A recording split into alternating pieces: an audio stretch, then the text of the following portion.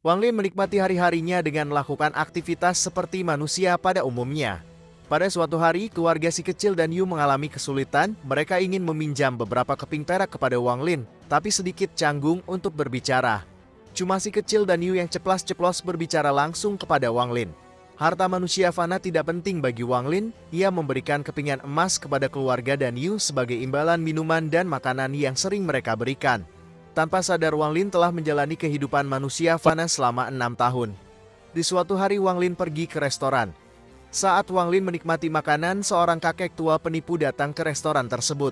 Wang Lin tahu kakek tua ini tidak biasa. Kakek tua ini bertindak sesuka hatinya menghampiri Wang Lin untuk ikut makan.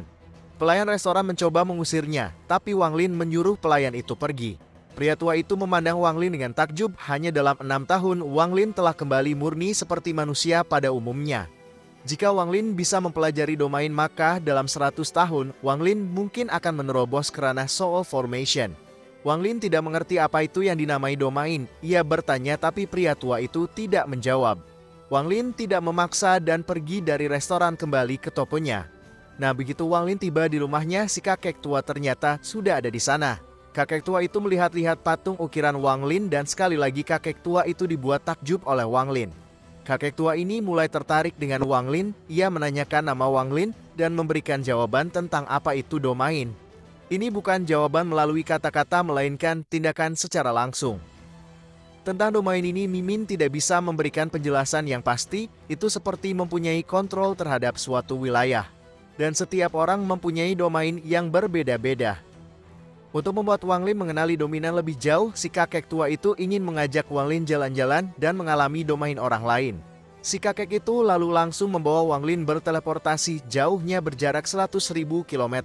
100.000 km adalah sebuah jarak yang tidak mungkin dilakukan oleh seseorang yang ada di ranah Soul Formation sekalipun. Hal ini menunjukkan kekuatan si kakek melebihi itu. Kemudian, tempat yang dituju si kakek adalah Sekte Awan Putih. Di sini kakek tua itu memberikan Wang Lin sebuah topi jerami. Topi jerami ini adalah sebuah harta untuk menyembunyikan penampilan dan kultivasi. Kemudian si kakek tua memunculkan sebuah raksasa berwarna emas. Raksasa itu lalu menyerang ke arah penghalang Sekte Awan Putih. Penghalang Sekte Awan Putih hancur seketika dan dalam sekejap semua ahli sekte itu keluar. Ada 30 ahli Nascent Soul dan 5 Soul Formation yang keluar menemui si kakek tua.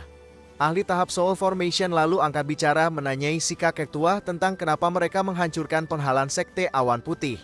Nah, si kakek tua ini melimpahkan semua kesalahan pada Wang Lin. Kakek tua itu berkata kalau Wang Lin lah yang memerintahkannya melakukan itu. Wang Lin tidak membantah dan mengikuti permainan si kakek tua. Wang Lin berkata kalau ia ingin melakukan latih tanding dengan 5 orang Soul Formation dari Sekte Awan Putih. Ya, tujuan latih tanding di sini ialah agar Wang Lin merasakan domain orang lain. Dalam pertarungan di sini, Wang Lin tidak melawan dengan segala usahanya. Ia membiarkan dirinya terkena serangan langsung agar dapat merasakan apa itu domain. 5 orang Soul Formation, Wang Lin akan menghadapi ke-5 orang tersebut. Nah, bisakah Wang Lin mempelajari apa yang disebut domain itu? Kita lihat di episode selanjutnya. Terima kasih sudah menonton dan sampai jumpa.